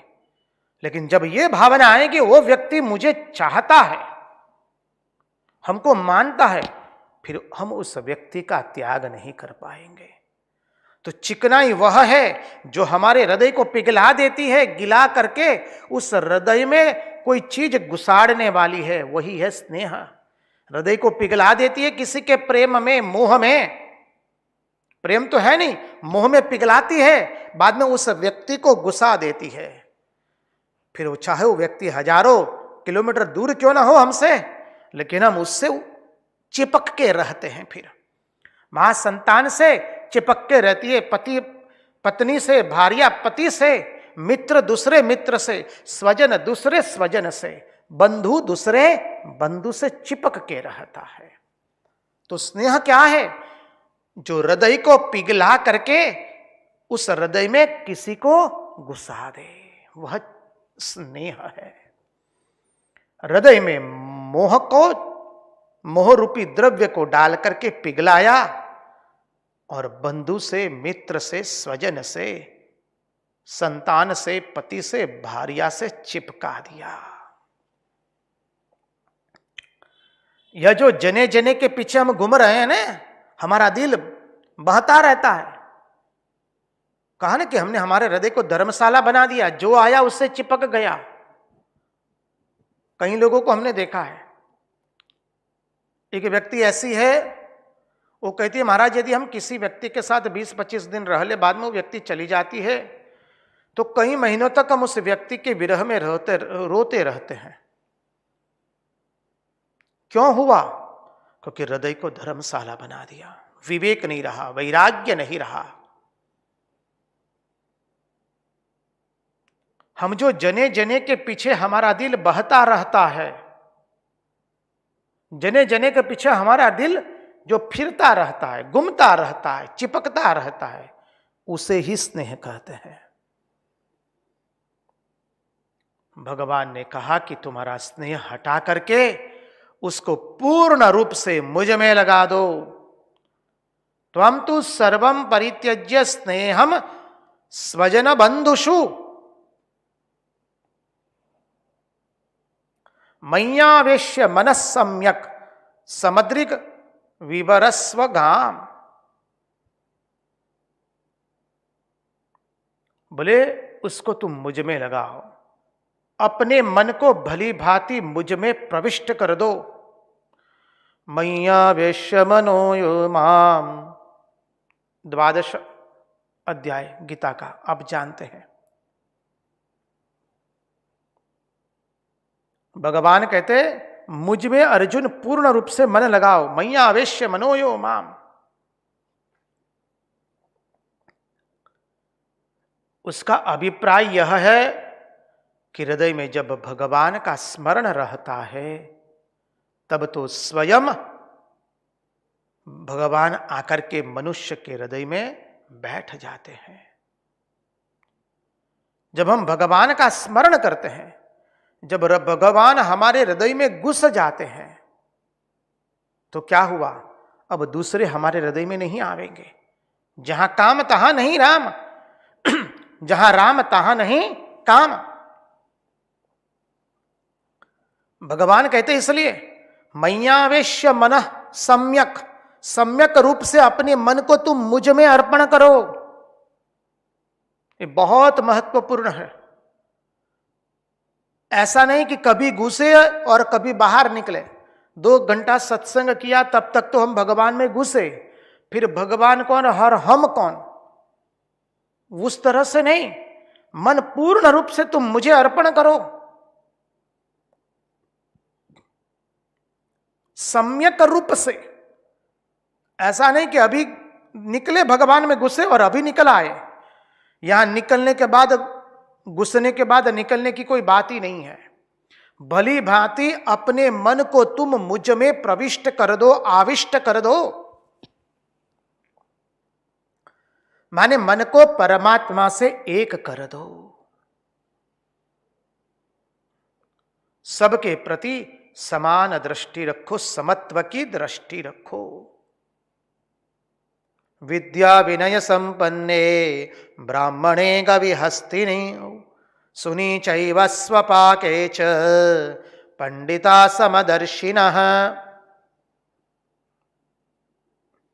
विद्या विनय संपन्ने ब्राह्मणे गविहस्तिनौ सुनी चैव स्वपाके च पंडिता समदर्शिनः। संसार में किसी से स्नेह मत करो, मन परमात्मा को दे दो। मन जब परमात्मा से एक हो जाए, जो दिखे उसके प्रति दृष्टि न जाए। और दृष्टि गई तो कैसी दृष्टि गई? समान रूप से। वही परम पुरुष सबके अंदर में निवास कर रहा है। जो हमारे भीतर में है वही सामने वाली व्यक्ति के भीतर में है। उस परब्रह्म परमात्मा के अतिरिक्त और कुछ नहीं है। जहां पे देखो विदर, जिधर पे देखो वो नंगा चंगा छिपा रहा है। हर देश में तू, हर वेश में तू, तेरे नाम अनेक बस तू एक ही है। सब जगत समत्व की दृष्टि प्राप्त हो जाए, भगवान से एक हो जाए, अपरिच्छिन्नता को प्राप्त करे, परिच्छिन्नता को नहीं। सबके प्रति दृष्टि समान रहे, भीतर में राग द्वेष न रहे। बोले इतने पर भी तुम एक जगह मत रहना। कितना सावधान करते हैं। इतने पर भी तुम एक जगह मत रहना, नहीं तो कहीं कुटिया में राग हो जाएगा। इसलिए बोलिए तुम कहीं पर भी एक जगह मत रहना, तुम धरती पर सर्वत्र विचरण करते रहना। मय्यावेश्य मनः सम्यक समदृग विवरस्वगाम विचरस्वगाम। कोई एक जगह मत रहना, धरती पर विचरण करते रहना। आगे का श्लोक में अद्भुत तत्वार्थ बताते हुए भगवान कहते हैं, और उसका चिंतन हम कल करेंगे। आज उन्हीं की वाणी, उन्हीं के चरणों में समर्पित करते हुए भगवान से प्रार्थना करते, प्रभु हमारे मन की मति, गति और अरति आपके चरणों में बनी रहे। कृष्ण कन्हैया लाल की जय, भक्तवत्सल भगवान की जय, वृंदावन बिहारी लाल की जय, द्वारकाधीश की जय, सब संतन की जय, सब भक्तन की जय। ओम नमः पार्वती पतये हर हर महादेव हर।